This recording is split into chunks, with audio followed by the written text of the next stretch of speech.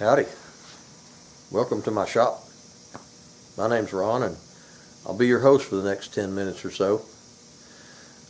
Being a fourth generation carpenter, wood is that's my language. It's my living, it's my hobby, it's my passion. One of those passions is making stocks. I've never had any formal training in this. I just wanted to put a piece of wood on a gun one day, and I seemed like that'd be a pretty unique challenge, so I tried it. And been going at it ever since, but honestly, I owe a lot of my success to my customers, my friends that have suggested this or that, different ways of doing it to produce a better outcome. And so I appreciate them. I owe them a great deal. The finish that I use was suggested by a friend of mine that owns a gun shop in Georgia, a guy named Dan.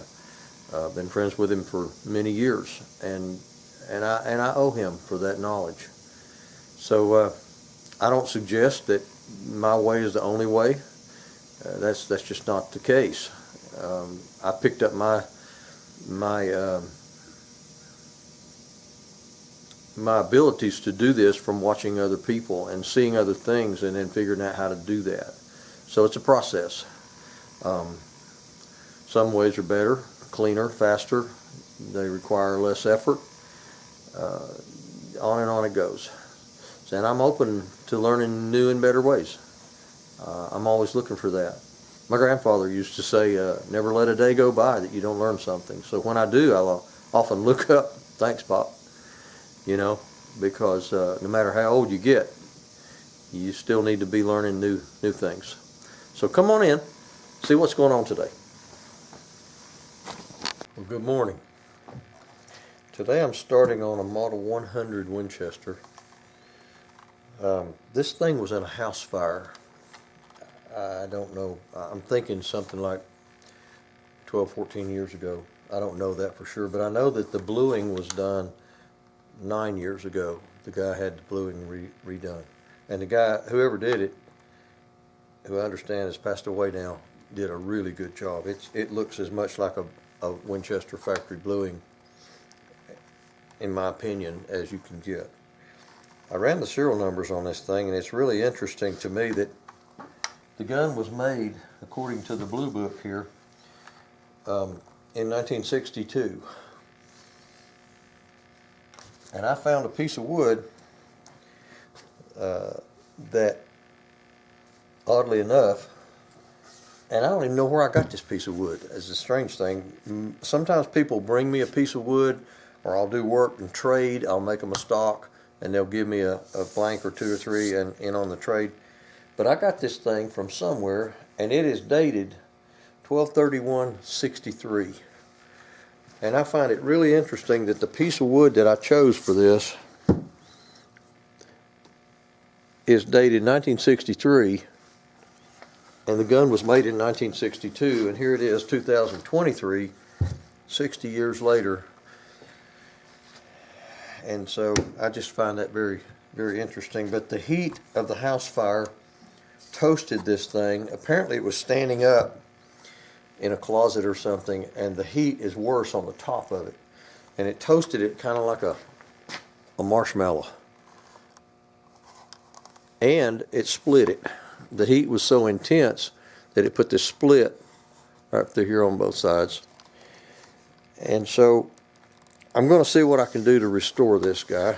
A Model 100 Winchester. This is a pre-64, obviously.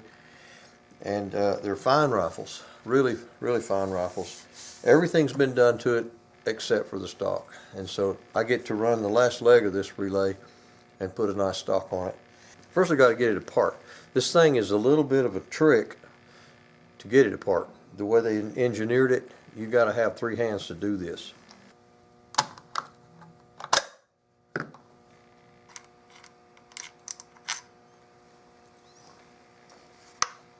The first thing that I notice that's a bit of an issue to me is this is a mounting lug on the very back. They made this is similar to an 88 Winchester, which was made about the same time. This little mounting lug is fastened by a screw that comes in from the back, just like a shotgun. It's behind the butt plate. And this is supposed to be a clean line from here to here. And this mounting lug is tipped that way. And there's a dip right there where the receiver and the mounting lug touch each other. This thing is tipped down in the front, and this is not a smooth transition. It's a little off. It's not horrible, but it's a little bit off. And so the way this mounting lug is installed into this bottom, this wood here in the back, needs to be adjusted to where this thing sits a smooth tangent all the way across there. So that's one thing I'm going to address, one issue. The next thing is you have to pull the slide back and hold it all the way back to get this thing, get this barreled action out of this stock. The bottom comes off, pivots. There's two little pins right here on the front of these extensions. This is what houses the clip, goes in there, and these two little recesses there go into two pins that are up here at the front of this. All right, then the next thing, you've got to hold this thing all the way back and rotate it back away from that mounting lug to get it to clear the stock. The way the stock's milled out right in here, the width of it, this slide has to come back to get out that little gap. And then this mounting lug comes off from back here.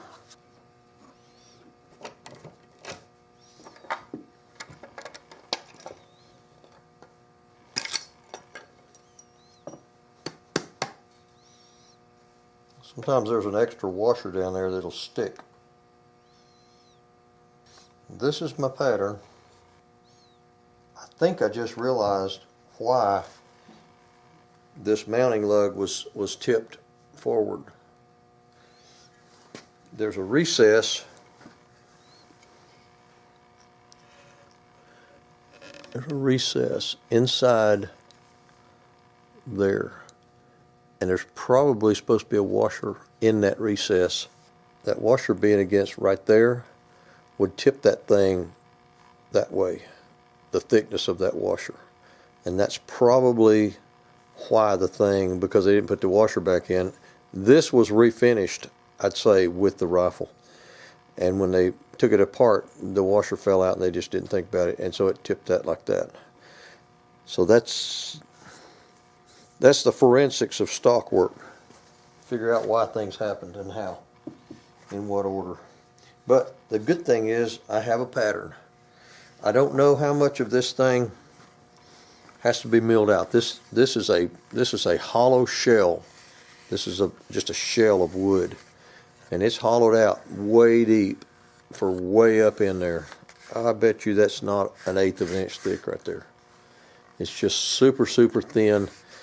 I'm going to find out how much needs to come out. I may leave a little more wood in that thing when I redo it, because all of this slide mechanism has to go up in there. This thing is a real serious piece of work, and all that slide mechanism has to fit inside there. And then the front mounting screw is right where the sling mount is, and so it's impossible to float this barrel. Yeah, the milling on this original stock, I don't know if it changed with the heat of the fire, but there's about a 1/16 of an inch gap that you can see daylight through right in there. See that gap? I mean, that's just way too much oversized clearance. It doesn't need that. It needs to be, I mean, you can hear it rattling around in there. So I'm going to have to do some miking on this before I mill this out. I can't just go by this pattern. It's a rough idea. It's a good idea to start with, but there's a lot of clearance beside this barrel and this receiver. A bunch of clearance. So going to have to tread lightly, and that's okay. But this is really a bear. You have to, every time you put this thing in there, and for a stock maker that's dozens and maybe hundreds of times, this thing's got to come back and up. And trying to hold the piece of wood and this back and the barrel and not drop something or eat something is a real trick. This lug, I haven't looked inside the stock, but this lug that sticks down right here is, I believe, has a lot to do with the stability of the gun. This is your, on a bolt action, you got a barrel lug up in here, right in front of the barrel, the chamber.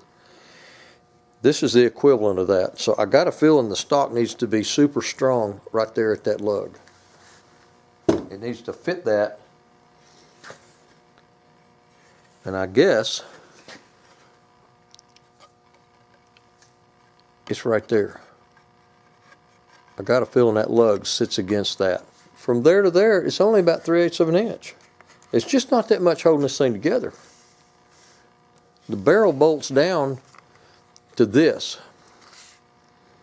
So floated barrels, they came along after this design, but this has got to be a strong point. And of course the rear lug bolts to this, which that's plenty strong. But between here and here, all you've got touching is that little, where that lug touches the bottom of that stock. This is going to be an engineering trick to make this thing work. When it's strong, it's because it's engineered well. Because of the design of this hollowed out place in the middle here, and this walls being so thin, they've had to make this stock extra fat. It's really, really thick for a stock. And its thickest point is right there. That thing is 2 1/16. And the owner wants a cheek piece, which is going to make it stick out even further back here in the back. But this blank I have is extra thick for a blank as well. It's 2 5/8. So plenty of wood, plenty of thickness here. I want to position this where it gets the benefit, the most benefit of this burl. Something like that.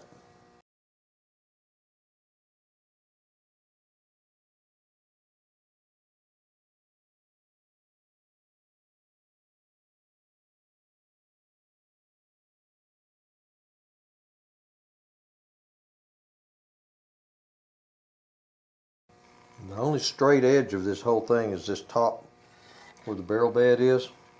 It's straight, but it's not straight all the way back. It flares up from here back. It kind of sweeps up a little bit. It has to match the contour of that barrel lug that sits right there. So I cannot just plane the top of that thing off. I can do it to right there forward. I'm going to go ahead and mark this front mounting hole as a reference point. That's about it. No, it's not. I forgot a line.